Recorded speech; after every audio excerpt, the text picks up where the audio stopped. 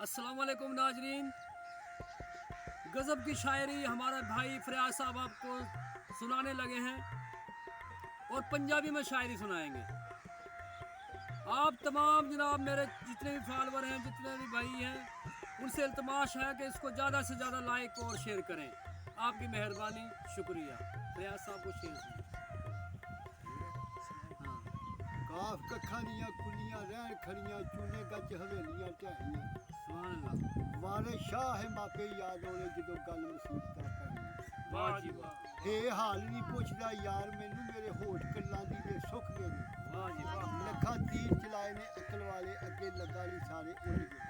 वाह जी वाह, जदों चढ़िया हयूम मौत वाला मेरे जान दे संतरी लुक गए ने। अली हाजरा है मिलिया आ उस वेले जदों डंग हयाती दे मुक गए ने।